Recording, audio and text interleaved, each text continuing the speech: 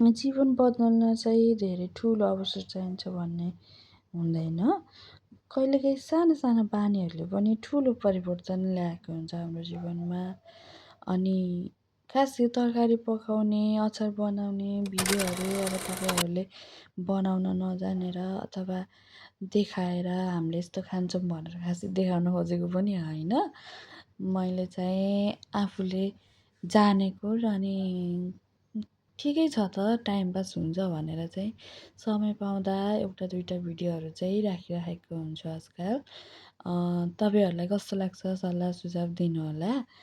आज चाहिँ मैले न्युरो बनाउँदैछु।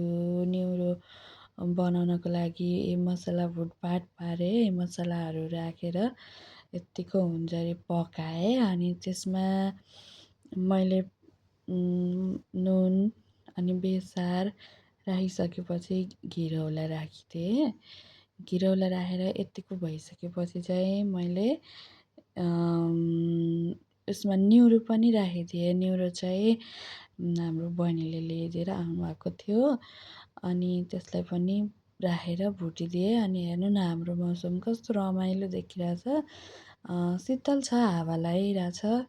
आनन्द भख कति गर्मी हुन्छ यता, अनि आज चाहिँ शीतल छ अनि आनन्द लागिरहेछ। कस्तो हरियो देखिरहेको हेर्नु न, घिरौला पनि फलेको छ। हाम्रो चाहिँ धेरैलाई घिरौला नमन पर्ने, अनि अहिले चाहिँ यत्तिको भइसक्यो तरकारी चाहिँ।